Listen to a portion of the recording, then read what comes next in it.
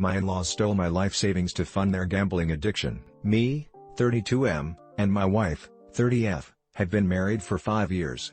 We have a beautiful 3-year-old daughter and a dog named Buddy, who is a 6-year-old golden retriever. My wife's parents, her dad, 60M, and mom, 58F, have always been a bit overbearing and intrusive in our lives, but we've tried our best to maintain a cordial relationship for the sake of our daughter.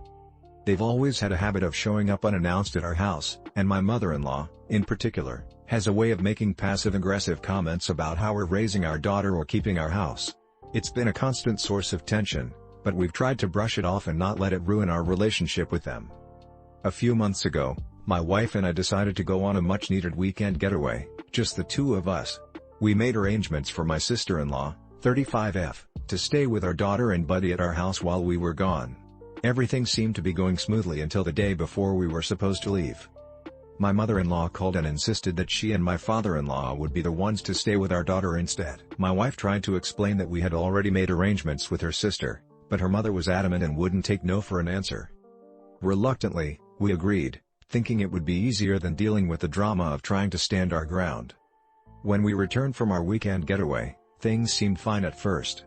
My in-laws greeted us at the door, and our daughter seemed happy and well cared for. It wasn't until later that night, when we were getting ready for bed, that we made a shocking discovery. As I was getting undressed, I noticed that my wallet felt lighter than usual. I opened it up and was stunned to find that nearly all of my cash was gone. I immediately confronted my wife, thinking she might have borrowed some money without telling me, but she was just as surprised as I was.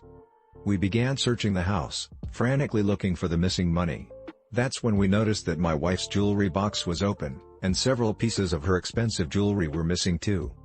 At this point, we knew something was seriously wrong, and our minds immediately turned to my in-laws. They were the only ones who had been in our house while we were away, and the thought of them stealing from us was almost too much to bear. We decided to confront them immediately. My wife called her parents and demanded that they come back over to our house. When they arrived, we wasted no time in accusing them of stealing from us. My father-in-law became defensive and indignant, denying the accusation vehemently. My mother-in-law, on the other hand, broke down in tears, insisting that they would never do such a thing.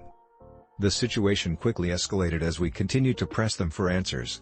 My father-in-law grew increasingly agitated, and his denials turned into accusations of his own. He claimed that we were ungrateful for all the help they had provided and that we were accusing them of theft simply because we were irresponsible with our money and possessions. My wife was devastated, torn between her loyalty to her parents and the overwhelming evidence that they had betrayed our trust. She begged them to tell the truth, but they continued to deny any wrongdoing. As the confrontation grew more heated, my father-in-law made a shocking admission. He confessed that they had been struggling with financial difficulties and had turned to gambling as a way to try to make ends meet. He claimed that he had never intended to steal from us, but that the temptation had become too great when he saw the cash and jewelry in our home. My mother-in-law remained silent throughout my father-in-law's confession, her face a mask of shame and grief. It was clear that she had been aware of his gambling problem and had chosen to enable his behavior rather than confront it. We were stunned and heartbroken. Not only had they violated our trust and stolen from us, but they had also been living a lie, hiding their true financial situation from us and resorting to criminal behavior to fund their addiction. In the wake of this revelation, the situation became even more volatile. My father-in-law, perhaps feeling a sense of relief at having confessed, began to lash out at us, blaming us for their predicament and accusing us of being unsupportive and uncaring. My wife was torn between her love for her parents and the anger and betrayal she felt. She demanded that they return what they had stolen, but they claimed that they had already gambled away the money and pawned the jewelry. As the argument escalated, things took a turn for the worse. My father-in-law, consumed by rage and shame, lashed out physically, shoving me against the wall and threatening further violence. In that moment, my protective instincts kicked in, and I knew I had to get them out of our house for the safety of my wife and daughter. I called the police, and my in-laws were forced to leave, but not before hurling a barrage of insults and threats at us. In the days that followed, the situation only grew more complicated and heartbreaking. My wife was devastated, torn between her love for her parents and the overwhelming sense of betrayal she felt. My father-in-law, consumed by his gambling addiction and the shame of his actions, began to lash out even more erratically. He made threats against us, claiming that we had ruined his life and that he would make us pay. We were forced to take out a restraining order against him, further fracturing the already tenuous relationship with my in-laws. Despite the restraining order, the legal fallout from my in-laws' actions continued to unfold. We filed a police report for the theft, and my father-in-law was eventually charged with burglary and theft. The court case was a long and emotionally draining process, with my father-in-law continuing to deny any wrongdoing and attempting to shift blame onto us. In the end, he was found guilty and sentenced to probation and ordered to pay restitution for the stolen items. While the legal proceedings were ongoing, we also had to deal with the financial fallout of my in-laws' actions. The stolen cash and jewelry represented a significant portion of our savings, and we were forced to tighten our belts and make sacrifices to try to recover from the loss. We also had to consider the impact on our daughter, who was old enough to pick up on the tension and conflict within the family. We made the difficult decision to limit her contact with her grandparents, at least until the situation had stabilized and they had sought help for their issues. Perhaps the most significant impact of my in-laws' actions was the emotional toll it took on our family. My wife was left feeling betrayed, hurt, and confused, struggling to reconcile the loving parents she had known with the people who had stolen from us and disrupted our lives. Our once close relationship with her parents was now fractured, perhaps beyond repair. The trust that had been broken would be incredibly difficult to rebuild, if it ever could be. For me, the situation left me feeling angry and protective, determined to shield my wife and daughter from further harm or manipulation. As we navigated the aftermath of this traumatic event, we realized that the path forward would be difficult and uncertain. My wife's relationship with her parents might never be the same, and the pain of their betrayal would likely linger for years to come.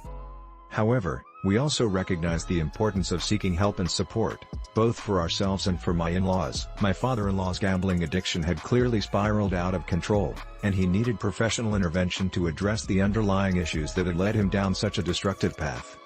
Ultimately, this experience served as a harsh reminder of the importance of setting boundaries, even with family, and of prioritizing the well-being and safety of our immediate family unit. While the road ahead was uncertain, we were determined to emerge from this ordeal stronger and more resilient, with a renewed appreciation for the bonds of trust and love that truly make a family. Break Story 2. Me, 32F, and my husband, 34M, had been married for 5 years. We have a beautiful 3-year-old daughter, and life has been pretty great overall. That is, until my husband's family decided to stir up some drama. My in-laws, especially my mother-in-law, 58F, have always been a bit overbearing and controlling. They've never really approved of me, claiming I'm not good enough for their precious son. But things took a turn for the worse when my father-in-law, 60M, got into some legal troubles due to his gambling addiction. To make matters worse, my husband's younger sister, 28F, is a complete enabler. She's always been the golden child in the family, and she can do no wrong in their eyes. When our father-in-law got caught embezzling money from his company to fuel his gambling habit, my sister-in-law bailed him out using her trust fund. My husband and I were completely against this, as we believed that enabling his behavior would only make the situation worse. But my in-laws and sister-in-law didn't care about our opinions. They went ahead and paid his legal fees and fines, effectively sweeping the whole mess under the rug. A few months ago, I noticed that my daughter's beloved stuffed animal, a handmade teddy bear given to her by my late grandmother, had gone missing. I searched everywhere for it, but it was nowhere to be found. I was heartbroken, as that bear held immense sentimental value for me. Initially, I thought it might have just been misplaced in the chaos of daily life with a toddler. But then, during a family gathering at my in-laws' house, I saw the bear sitting on my sister-in-law's bed. I was shocked and furious.